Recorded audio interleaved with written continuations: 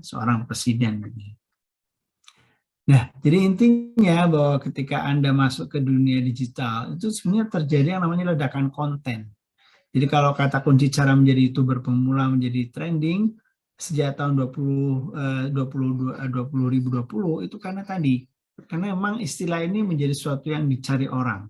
600 kanal itu memiliki lebih dari 1 juta subscriber.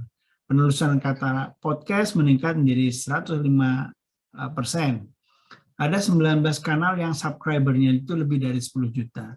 Podcast dari Producer, Kerajinan 5 Menit, First Diamond, Just No Limit, dan lain menjadi kanal favorit. Nah, sekarang ini muncul yang sebenarnya collab. Ya. Collab itu artinya kolaborasi. Anda lihat ya, podcastnya dari Producer yang sekarang udah kawin dengan YouTube, sekarang itu berkolaborasi dengan channelnya Pak Renal Kasali, Profesor Renal Kasali.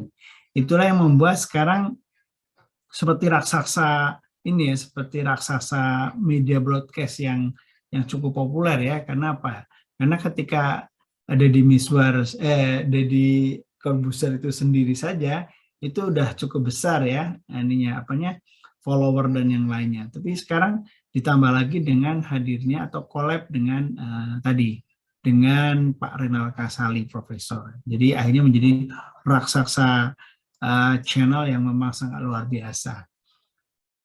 Nah, kalau di dunia broadcasting atau penyiaran modern, sebenarnya ada 5 top kategori konten ya. Pertama lifestyle, kemudian ada fashion and beauty, kemudian ada health, ada travel, ada food and drink. Nah, persoalannya kan kadang-kadang muncul stigma yang kurang bagus ya, misalnya katakanlah broadcaster sekarang, katakanlah pemain-pemain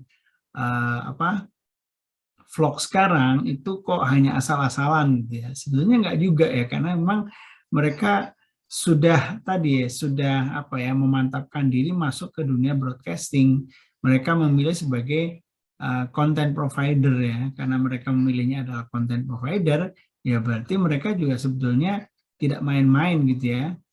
Di dunia lifestyle banyak sekali yang memberikan konten-konten yang sangat menarik, yang itu kadang-kadang menginspirasi orang menjadi lebih baik gitu ya. Kemudian ada juga yang misalnya isinya sederhana ya, seperti orang Jatiwangi. Saya ingat waktu itu dia mencoba bikin vlog ya, isinya tentang orang-orang gila yang ditemukan, kemudian dipelihara, kemudian dirawat sampai akhirnya sembuh. Ini kan sesuatu yang luar biasa. Satu sisi mungkin awalnya sebagai tindakan ibadah begitu ya, menolong orang lain, tapi ketika dia mendapatkan istilahnya balasan dalam bentuk AdSense ya, tentunya ini hal yang wajar. Kita bilang itu semacam sunatullah gitu ya. Kemudian kalau saya perhatikan sebagai konten kreator, para broadcaster ini sebetulnya kita bagi menjadi 3 ya. Pertama dari generasi Z. Anda itu maksudnya generasi Z ya. Nah, oke, itu jumlahnya 51%. Kalau generasi milenial artinya kakak kelas Anda itu sebanyak 45,9%. Nah, sisanya adalah baby boomer. Jadi baby boomer itu ya seusia saya ya, yang lahir tahun 60-70-an gitu ya. Nah, itu disebut dengan baby boomer. Nah, sebetulnya kalau kita perhatikan apa sih keuntungan dunia penyiaran itu dalam bentuk konten digital atau misalnya TV-nya menjadi TV digital, itu kalau kita perhatikan keuntungannya itu dari 3 aspek ya. Pertama dari aspek konsumen ya. Pertama kalau dilihat dari aspek konsumen, kualitas gambar dan suara itu lebih baik dibanding penyiaran zaman dulu ya, yang kresek-kresek, yang mungkin kalau TV itu ada semutnya dan yang lainnya ya. Yang kedua, pilihan program siaran itu lebih banyak. Jadi kalau Anda menonton film di televisi, tentunya sangat males dengan adanya iklan gitu ya. Anda melakukan yang namanya spin-off, itulah ya. Spin-off itu artinya memindah channel ya. Kenapa? Karena pada saat Anda asik menonton sebuah tayangan, muncul iklan. Tapi ketika Anda menontonnya di YouTube, iklan ratusan atau ribuan pun nggak masalah, karena tinggal Anda percepat aja atau di skip sehingga nanti Anda masih bisa menikmati. Nah, ini salah satu keunggulan dari konsumen di dunia penyiaran digital gitu ya. Broadcasternya ya, efisiensi di bidang infrastruktur dan biaya operasional serta mendukung teknologi yang ramah lingkungan. kalau Anda buat stasiun televisi ya, menjadi seorang channel provider, itu perlu biaya yang lumayan besar ya. Untuk membuat TV lokal saja itu perlu biaya 10 miliar. Apalagi kalau televisi nasional, tentunya dibutuhkan biaya yang ratusan miliar. Sehingga bagi broadcaster yang masih main di apa ya, di channel-channel analog, tentunya itu akan menyulitkan ya. Tapi ketika dunia digital menawarkan banyak kelebihan, orang berharapnya masuk ke sana, ya. Kemudian kita juga bisa melihat ya bagaimana sekarang televisi, radio segala macam itu melakukan streaming ya. Streaming ini juga sebagai kekuatan utama dunia broadcasting modern gitu ya. Karena dengan cara streaming itu orang bisa langsung melakukan apa ya, siaran langsung. Nah, kalau misalnya stasiun televisi reguler ketika akan melakukan streaming atau live, acara live, tentunya nggak mudah ya, karena itu harus kerjasama dengan sebuah satelit ya, kita sebut satelit INJ, Electronic News Satellite News Gathering ya, jadi SNG, Satellite News Gathering. Ini tentunya cukup mahal ya kalau sewa itu ya, jadi sewanya itu bisa miliaran rupiah per tahun. Tapi dengan menggunakan tadi teknologi digital untuk melakukan streaming itu nggak perlu harus mengeluarkan kocek yang dalam ya. Cukup dengan sekian juta rupiah saja kita bisa melakukan streaming dengan konten yang sangat luar biasa. Dan yang berikutnya adalah tentang industri kreatifnya ya. Jadi menumbuhkan industri konten nasional dan lokal ya. Sekarang ini orang bergerak ke sana.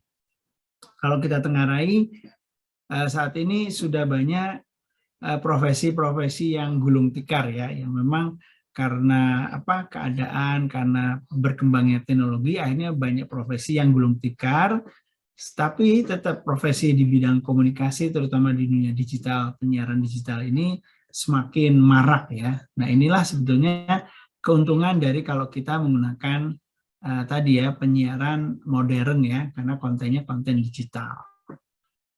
Nah, fenomena digital lain adalah Instagram Story meningkat 6 kali lipat sekarang ini. Anda bayangkan ya.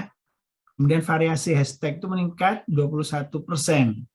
Social media engagement itu 61%. Pengguna TikTok meningkat 20%. Konten edukasi semakin dimengari ya. Contohnya adalah Sama-sama Belajar sudah ditonton 7,6 miliar, bayangin aja. Ya, sekarang penduduk dunia itu 9 miliar. Jadi seluruh dunia itu menontonnya. Ini karena saat ini kita bisa belajar itu dari bermacam-macam, termasuk dari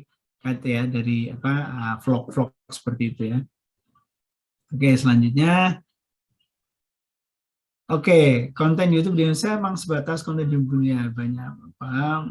Tapi sebetulnya tidak juga ya. Jadi artinya selain hiburan juga ada hal-hal yang memang memberikan inspiring ya.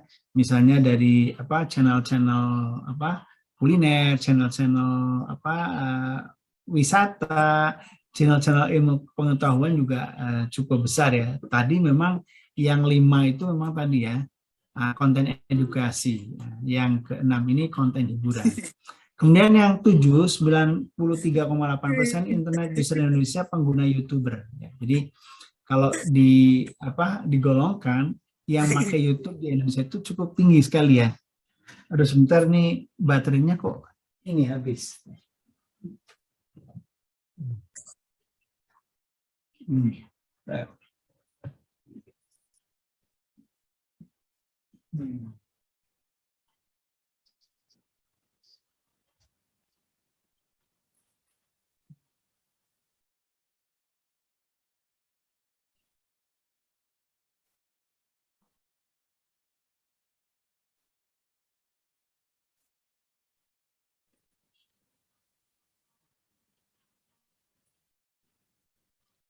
Oke ya, kemudian berikutnya 25,9 jam 25,9 jam per bulan waktu yang digunakan untuk nonton YouTube. Kemudian 29% anak-anak di Amerika ingin jadi YouTuber, ini aneh juga ya. Dulu ketika belum ada YouTube, mereka rata-rata ingin jadi astronot. Ya. Ada 50 juta menjadi konten kreator, 46,7%-nya termasuk amatir. Ya, jadi kalau Anda masuk ke dunia seperti ini juga masih punya peluang ya. Dan yang lainnya, Nah, kalau kita lihat dari aspek penyiaran atau broadcasting, itu sebetulnya intinya itu adalah 3, dari aspek teknik, program, dan pemasaran. Teknik kaitannya dengan teknologi, bahwa sekarang penyiaran yang modern adalah mereka menggunakan alat-alat digital. Seperti yang saya bilang tadi, radio itu udah kolaps ya, sudah hancur gitu ya. Tapi kemudian teknologi itu memberikan alternatif, tentunya apa? Podcast. Sehingga akhirnya podcast ini menjadi alternatif orang bersiaran. Tapi ternyata podcast itu nggak memberikan kepuasan bagi audiensnya. Akhirnya harus berkolaborasi dengan YouTube. Sehingga yang muncul adalah podcast yang berkolaborasi dengan YouTube. Nah, sekarang kan gejalanya seperti itu ya. Di Jakarta ada yang namanya berita White Line kalau nggak salah ya, yaitu yang salah satu penyiarnya adalah Bang Yose itu ya. Radio ini cukup terkenal ya, tapi ketika gelombang disrupsi itu menerpa, radio ini kolaps. Akhirnya buru-buru mereka memindahkan teknologinya ya, tekniknya gitu ya, teknologinya dari reguler menjadi podcast. Tapi ketika podcast tuh nggak ini ya, nggak bisa menaikkan pamornya sampai akhirnya dia berkolaborasi dengan YouTube. Jadilah sekarang White Line ini menjadi salah satu channel YouTube yang banyak digemari karena tetap dia mengangkat isu-isu nasional, isu-isu yang menarik ya. Kemudian program juga sama ya. Program di penyiaran analog tentunya terbatas ya. Misalnya program itu cenderung monoton ya, karena antara satu stasiun televisi dengan stasiun televisi lain itu cenderung hanya saling mengekor saja. Tapi kalau Anda perhatikan di vlog, tentunya program itu begitu beragamnya. Mau apa aja bisa, mau apa aja ada, gitu ya. Dan terakhir adalah aspek pemasaran ya. Jadi kalau dulu dunia penyiaran itu katakanlah pemasarannya itu terbatas, gitu ya. Sekarang lewat digital tentunya pemasaran itu sangat-sangat tak terbatas. Ya. Jadi ketiga inilah yang jadi menjadi semacam katakanlah pedoman gitu ya. Soal pemasaran itu tadi yang disebut dengan promotion mix ya. Jadi kalaupun misalnya Anda punya vlog, tentunya Anda juga promonya harus ke media sosial lain gitu ya, misalnya ke IG, kemudian ke Pinterest dan yang lain-lainnya. Kenapa? Karena pemasaran ini sangat penting. Kalau kita hanya menunggu saja tentunya akan bisa gitu ya. Oke, kemudian saya pikir yang lainnya cenderung ini aja ya. Ini mah common sense aja, sesuatu yang sudah umum saja lah ya. Nah, ini tentunya tadi ya hanya tambahan saja bahwa ketika Anda menjadi seorang vlogger itu tentunya tadi Anda mendapatkan beberapa keuntungan ya. Misalnya dari cost per mile atau CPM dibayar untuk 1.000 kali iklan tayang ya. Kemudian cost per klik dibayar ketika penonton melakukan klik terhadap iklan yang muncul.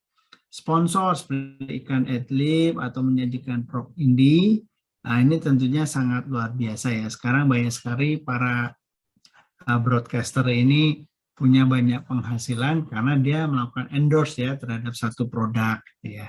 Nah, inilah beberapa hal yang menjadi penting ya. Jadi ketika kita bicara tentang broadcasting kekinian. Jadi intinya dunia broadcasting sudah sangat berubah ya, jadi dari analog ke digital, dari reguler menjadi multi tasking gitu ya. Jadi artinya multi konten gitu ya.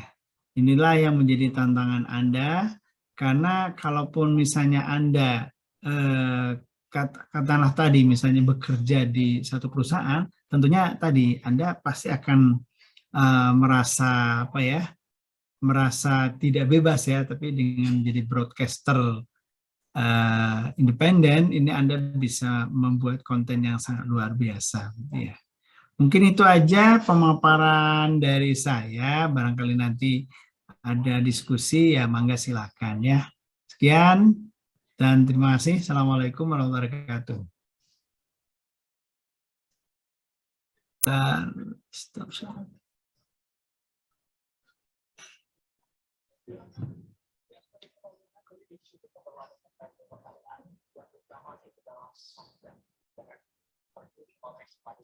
Mangga silakan Ibu moderator.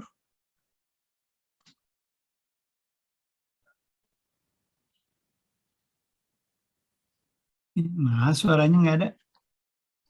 Pak, lagi masalah di suara. Oh ya. Cek, cek, cek. Dengar.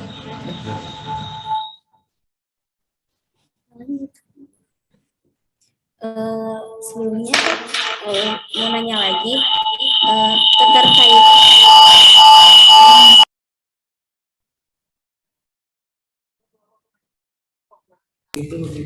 sebelumnya apa mau nanya lagi keterkaitan mengenai broadcasting pada modernisasi penyiaran dengan media literasi.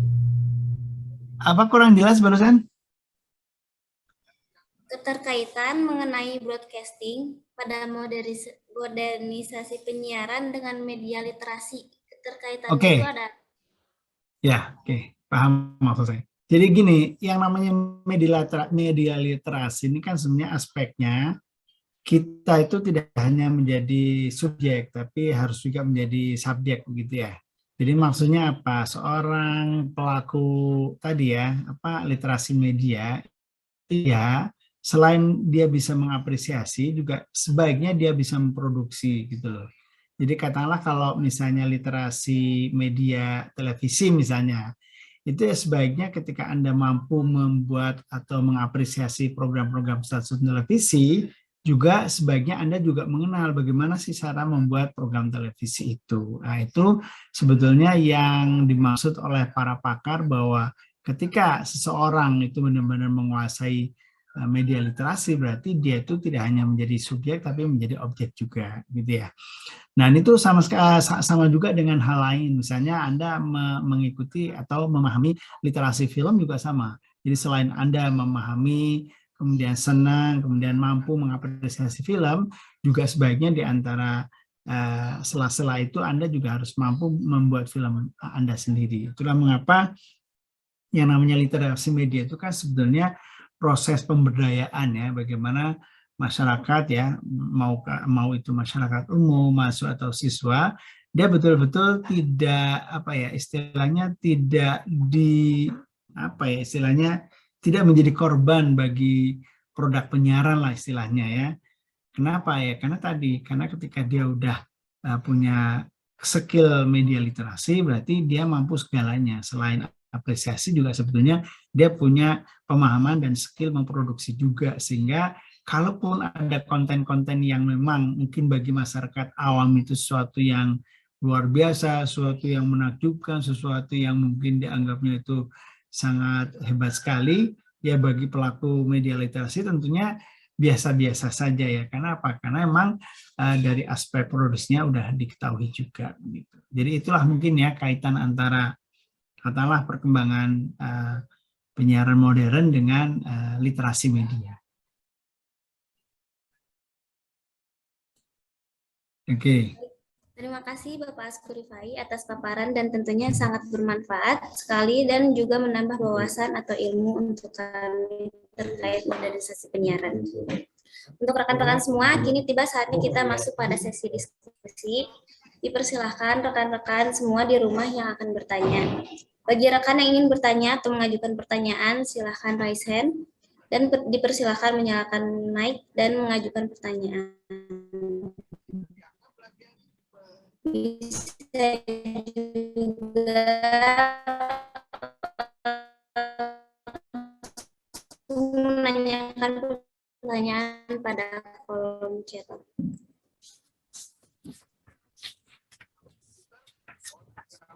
Sebelum bertanya, diharapkan kepada rekan-rekan semua menyebutkan identitas terlebih dahulu. Baik, langsung saja kita mulai sesi diskusi ini. Saya persilahkan kepada peserta webinar jika ingin mengajukan pertanyaan.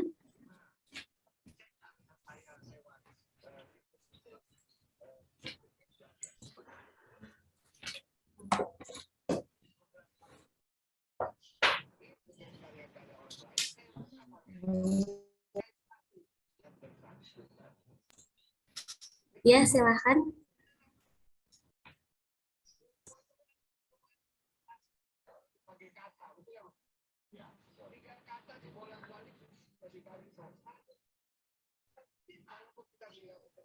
Tadi ada yang sudah acungkan ada raise hand tadi.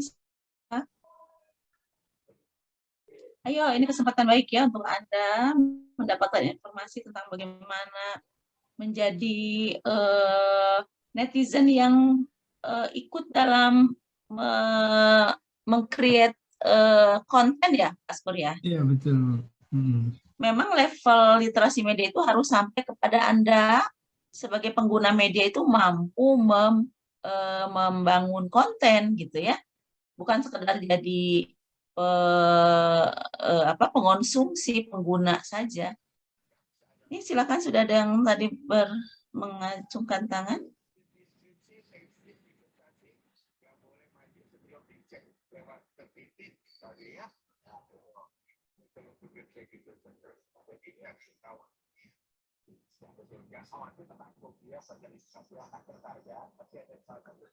Oke ya, jadi intinya begini, ketika Anda sudah merasa mempunyai kemampuan media literasi, berarti pastikan bahwa Anda itu tidak hanya menjadi konsumen, tapi Anda juga harus mampu menjadi produsen konten. Itulah mengapa Anda di Unisba ini mendapatkan materi ini, supaya nanti di dunia broadcasting itu Anda juga mampu memberikan warna gitu ya, bahwa menjadi konten kreator yang baik itu bukan yang isinya ecek-ecek, kemudian yang isinya remeh-temeh, tapi konten-konten yang memberdayakan ya. Misalnya yang tadi saya contohkan, yang isinya ilmu pengetahuan atau educational itu sebetulnya cukup lumayan hebat ya. Ya tadi saya contohkan itu followernya itu sampai 7,6 miliar.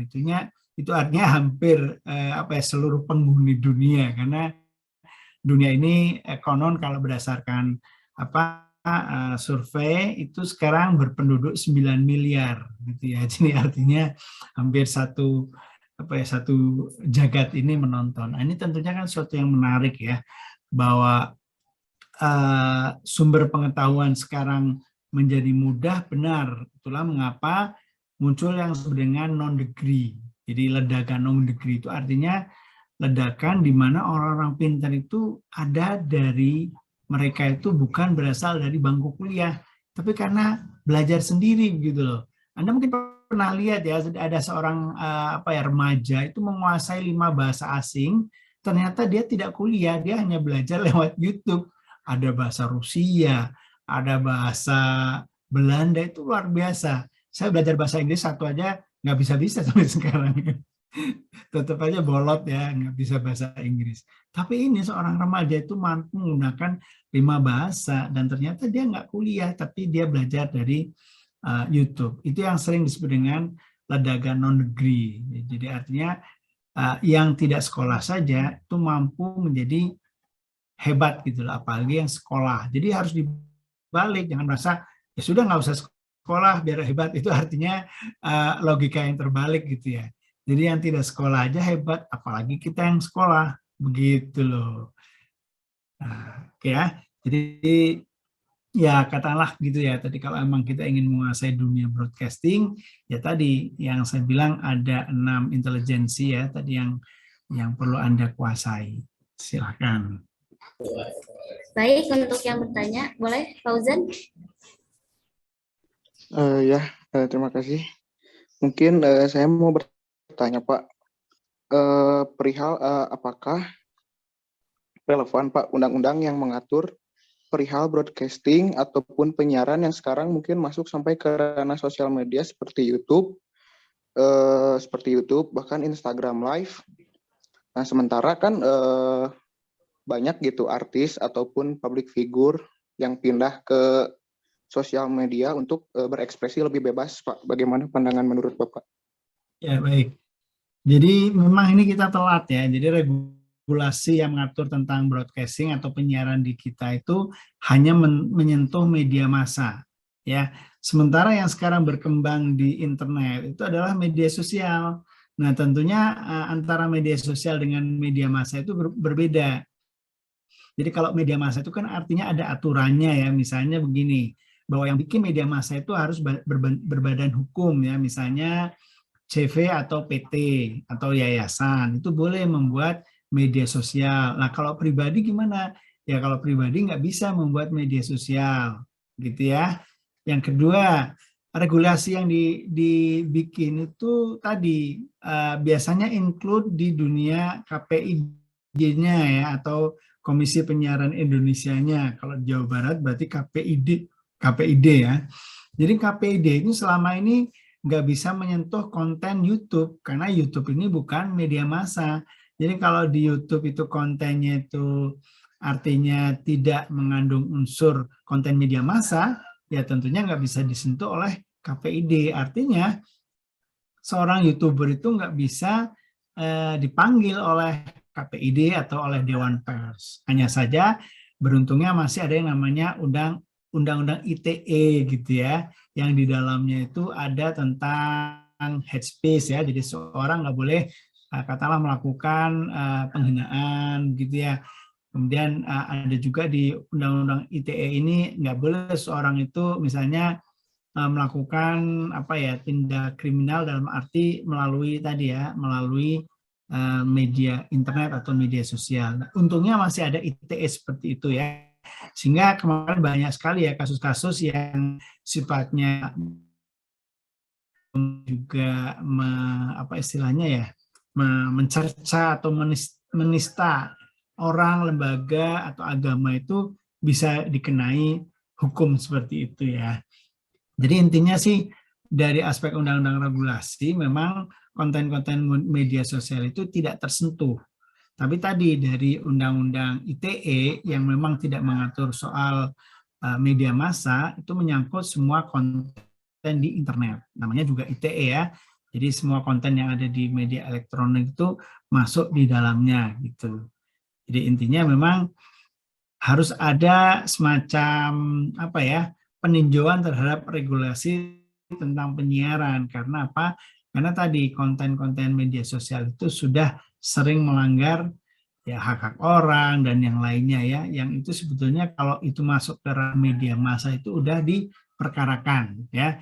Jadi kalau istilahnya media massa itu tadi melakukan manipulasi berita, kemudian juga melakukan tadi pemberitaan yang miring, itu ada hak-haknya, ada hak jawab ya, dan yang lainnya yang bisa dilakukan oleh masyarakat. Tapi kalau terhadap media sosial, ya sanksinya itu dihadapkan pada Undang-Undang ITE saja yang memang sekarang masih multitafsir ya. Jadi multitafsir itu maksudnya masih bagaimana pemerintah gitu loh. Kalau menurut pemerintah ini kelihatannya menyudutkan pemerintah, itu diperbesar ya, itu dianggap suatu yang melanggar. Tapi kalau memang itu hanya yang mungkin ecek-ecek segala macam, mungkin kadang-kadang tidak di follow up ya, tapi hanya sebatas laporan ke polisi, udah itu bubar begitu ya. Nah, artinya memang karena multitafsir inilah akhirnya menimbulkan persoalan tadi ya, pelanggaran terhadap ITE ini masih belum adil ya di Indonesia itu. Itu ya.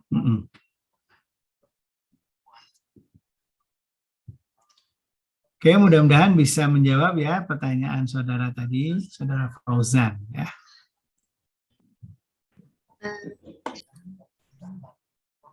Oke, baik Pak. Berarti memang harus ada peraturan yang saklek dan tepat untuk mengatur media massa yang sekarang semakin marak digunakan oleh orang-orang ya Pak.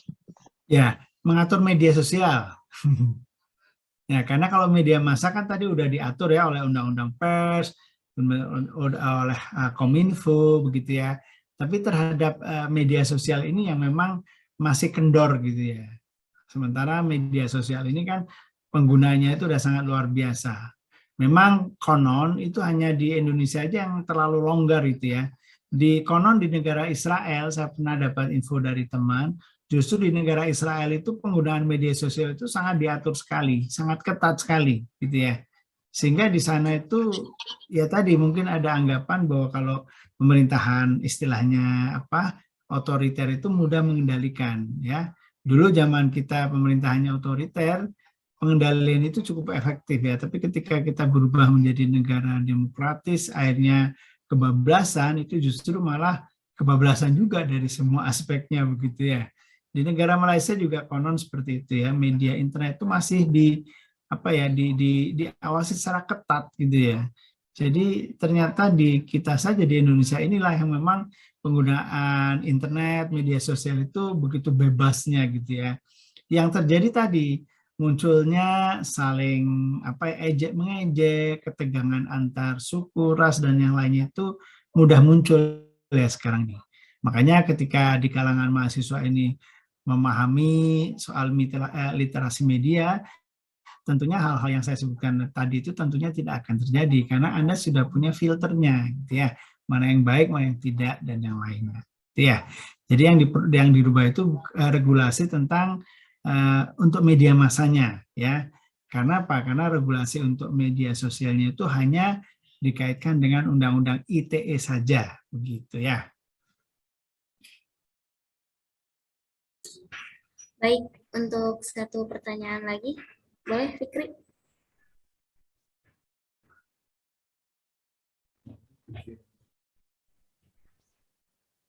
Silakan, Fikri. Mau bertanya?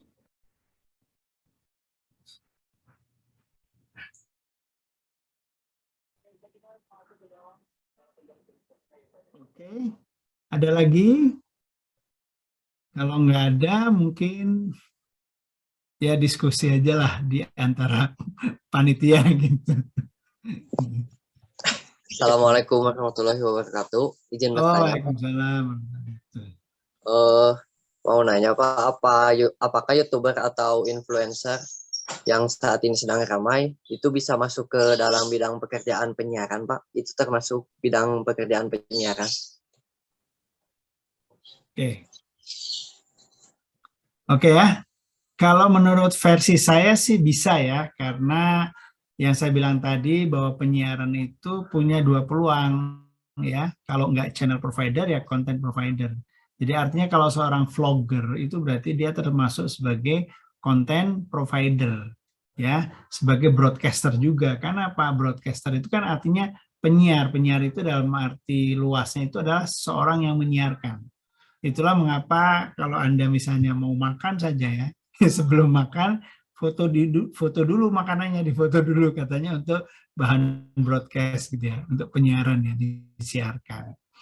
Jadi seorang yang terjun sebagai vlogger juga kalau menurut versi saya, kalau kita lihat dari aspek perkembangan teknologi digital ini sebagai penyiar juga atau broadcaster juga. Karena apa? Karena memang dia punya aktivitas menyiarkan konten gitu loh. Hanya masalahnya nanti apakah dia melembaga atau tidak. Kalau melembaga kan artinya dia masuk sebagai katakanlah pengelola PH atau pelaku PH production house. Tapi kalau pribadi ya berarti ya pribadi saja dia sebagai broadcaster gitu ya.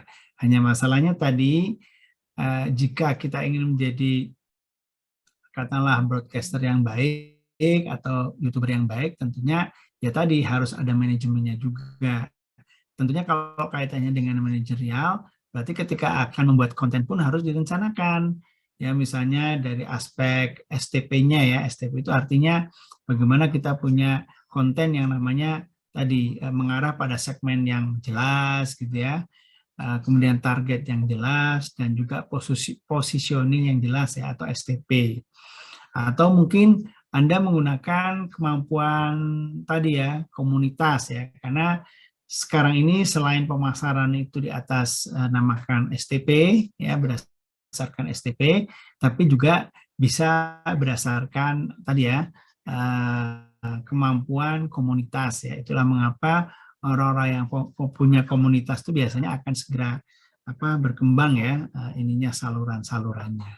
Jadi kalau menurut versi saya sih seorang bisa disebut broadcaster juga manakala dia menjadi pelaku dari vlogger atau blogger gitu ya. Hanya kalau blogger kan hanya sebatas teks saja gitu ya atau gambar. Tapi kalau yang vlogger tentunya ya tadi video blog ya. Vlogger itu kan singkatan dari video blog. Jadi artinya blog yang isinya video gitu. Gitu ya. Baik, Pak, terima kasih. Baik, rekan-rekan sekalian, terima kasih atas pertanyaan-pertanyaan pada diskusi ini. Mungkin kepada Bapak Askur ada yang mau disampaikan terlebih dahulu sebelum diskusi dan materi kita ditutup?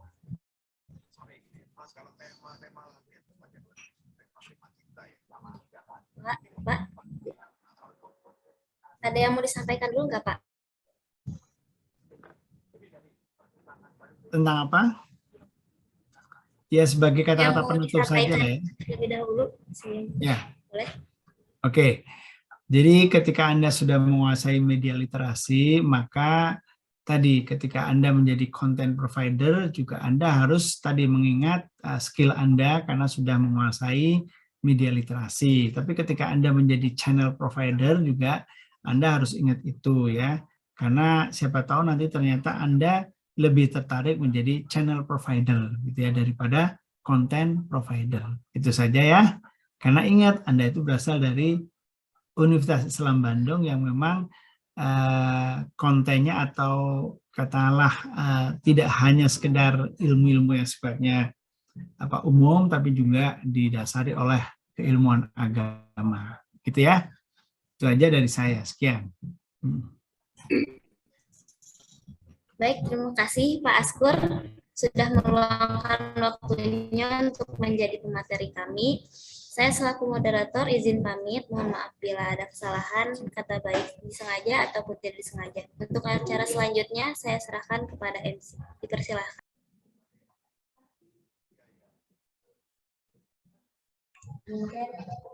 Bu Mutia, mau ada kata-kata? Ya, tentu saja sekali lagi apa yang disampaikan Pak Askur ya ada informasi yang penting untuk Anda semua untuk bekal ya bagi Anda para pengguna media bagaimana memposisikan diri bersama di hadapan media ya. Tadi Pak Askur menegaskan jangan puas pada posisi konsumen, tapi hendaknya kita mampu juga memproduksi konten dengan nanti menggunakan media penyiaran yang hari ini sudah semakin canggih dan ke depan akan semakin baik lagi tentu ya kondisi dari media penyiaran kita. Jadi teman-teman, saya pikir ya terus belajar ya, terus memastikan kita tidak ada dalam posisi penonton saja, tapi kita juga sebagai pelaku ya yang akan membawa media penyiaran sebagai satu tempat berkegiatan yang positif ya yang akan membawa kita pada kesuksesan yang kita cita-citakan. Tadi bahkan Pak Askur juga mengatakan memungkinkan ya ketika kita ingin mengambil posisi profesi dalam dunia media penyiaran ya yang tidak terikat oleh lembaga lain gitu ya, kita hanya mengikat diri kita dengan kedisiplinan, tanggung jawab dan tentu saja kreativitas ya Pak Askur ya, dan penguasaan ya terhadap bagaimana media itu dioperasikan. Mungkin itu ya teman-teman ya yang bisa saya komentari. Yang jelas sekali lagi Pak Askur terima kasih atas kesediaannya dan teman-teman harus semakin aware ya kalau dapat tugas itu harus bagaimana bersikap ya supaya tidak tidak kesannya terlalu asal-asalan gitu. Kembalikan Saleh.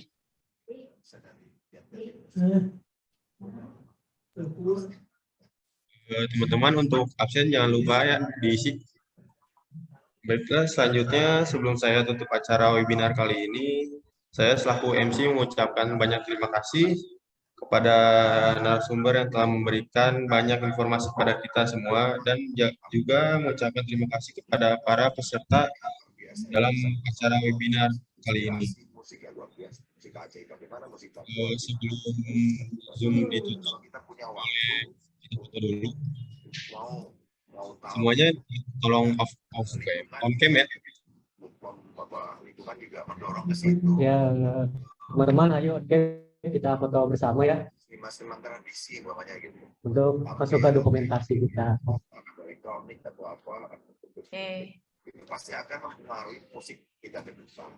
Ya, terima kasih dari UMB ya. Saya dari Unisba, tadi saya ada dari UPI ya. Terima kasih kehadirannya. Jangan lupa teman-teman ada link absen di kolom chat ya untuk data kita buat sertifikat nanti. Ayo, siap ya? Ya. 1, 2, 3. Dari sulit membiasakan, sulit tuh. carinya harus ke toko mana gitu. Lagi, Kalau sekali cari lagi. apa gamelan pokoknya gitu harus pergi 1, jauh dari 2, 3. gitu. Atau cari Tifa pokoknya harus pergi ke. Kalau umpamanya itu dimudahkan gitu akses untuk Saya selaku MC mohon pamit undur diri. Semoga nanti kita bisa bertemu lagi di lain waktu. Terima kasih sudah join Zoom ini. membentuk warna musik yang unik. Oke, Baik, terima kasih Pak Ketemu. Askur. Terima kasih Pak Ya. Askur. Terima kasih. Terima kasih. Assalamualaikum. Ya, Teman-teman Pak semua, Askur. dadah. Jangan lupa teman-teman tugasnya ya. Iya Bu, baik Bu. Selesaikan. Tahu sendirilah sudah seperti apa nih hasil Anda ya. Jangan overestimate, tapi saya kira ini adalah satu pelajaran buat Anda ya. Untuk tidak lagi bersikap asal-asalan dalam satu tugas yang diberikan kepada Anda. Jangan meremehkan tugas. Ini loh kuncinya ya. Sehingga tadi, masa nggak bisa masuk Zoom? Ini ada temannya dari UMP, biarin aja dan ya, karena ini kan sama-sama mahasiswa. Jadi ini saya mungkin menasihati para mahasiswa, ini ada dari Unpas ya, ada dari Cirebon, IKMI. Saya ingin memberitahu Anda semua ya, para mahasiswa untuk bersikap sebagai pembelajar yang baik. Ya, salah satu urusan pembelajaran itu apa? Tugas-tugas kerjakan dengan sebaik-baiknya. Hari ini hadir semua ya, kelompok ini 9 orang hadir. Coba mana aja? Atika, Zalman, Natasha, Evan, Fadel, Fahrezi. Siapa yang belum? Bu, Ya. ada 2 anggota kami yang memang berhalangan hadir bisa, Bu. Saya tidak bisa menolong lagi yang berhalangan hadir, kecuali nanti Anda pastikan mengerjakan apa gitu ya. Saya tidak tahu, nanti kita diskusikan apakah mereka harus, boleh live silahkan. Terima kasih Sidki. Anda ucapkan terima kasih dong sama teman-teman yang sudah hadir. Ya, teman-teman Terima kasih, sudah hadir. Terima Sidki. kasih banyak ya yang sudah hadir.